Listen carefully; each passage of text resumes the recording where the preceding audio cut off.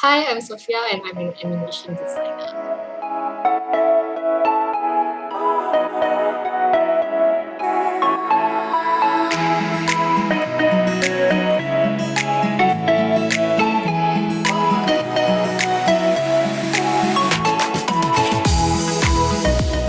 I design for feature and TV animation, both for 2D and 3D. I now also do background paintings. So it's designed, the colors are designed, the lighting is designed. So everything that you see in a film is designed deliberately by somebody. So if the place there's this light and maybe it's sunset or something, it's a deliberate decision by the designer, the color designer, or the art director, or the production designer, or the designer.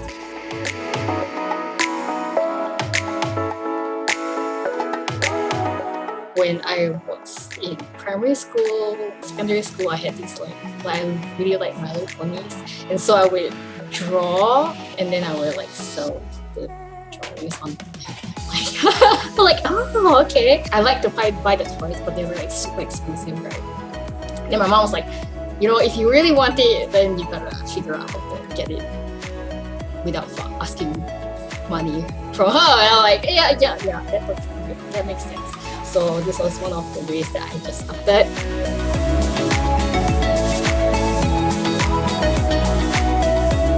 Since I was already doing that, I'm like, why don't I carry on and let's see where this goes. So I went to EP3. They brought in a lot of really, really good lecturers for production, but also at the same time they teach the students from DreamWorks and Disney. I was like, yeah, I think I would like to learn from these guys directly, And I'm sure all the polys are great too. But for me, I decided to pick this school for this particular reason.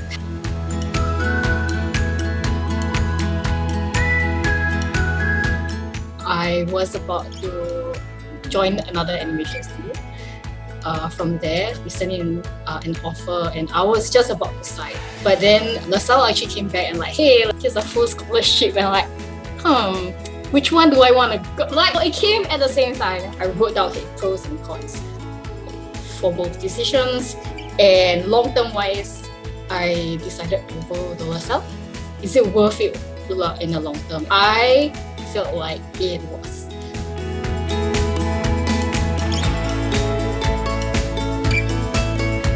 You do your own film on the final year. So I teamed up with two very, very talented artists, Mirza and Amanda, and we did this film. For us, we work very well in a sense that there's no hierarchy in the way that we work. To me, that's very important, that everybody is happy and everybody can work together, because that's the most important thing in animation, the teamwork. And teamwork is the dream work. Because of that, I think we also won the National Youth Film Awards.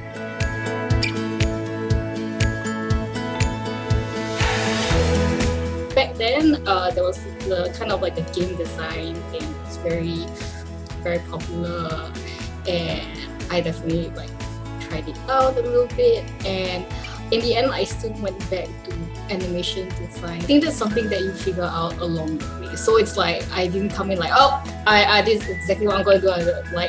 It takes some time figuring out, because there's a lot of departments within the art department. There's storyboard, there's character design, there's background painting, there's prop design, and there's color design. So there's so much. Eventually, being on different projects, having different mentors, being able to try out different kind of work, I started to figure out more of what I like. I think it's always changing for a lot of artists. Maybe you're an artist doing certain kind of work, and then slowly it kind of goes into something else.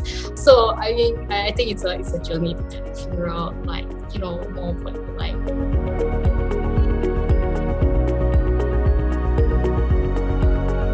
The earlier stage of my career, it was the most difficult, because there's so many great artists out there, and there's the positions are so limited. I think one of the things that a lot of artists face is burnout, and also question yourself emotionally and mentally. It's very, very challenging sometimes. You question yourself all the time, and a lot of really good artists do that. I feel question yourself all the time, like, am I good enough? Like, you know. So I think some friends and support network really does help.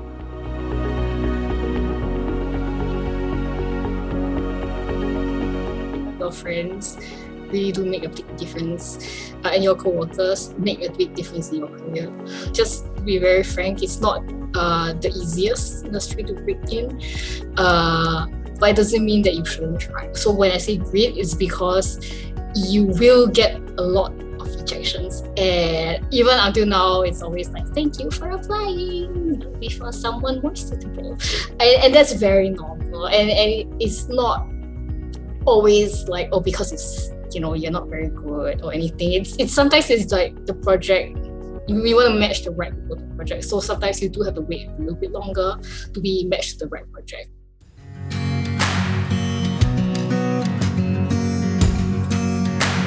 I think you really need a lot of grit, a lot of proactiveness on your part to talk to people, to send a message, to actively apply, to actively look for courses and learn new things. I think that is really key.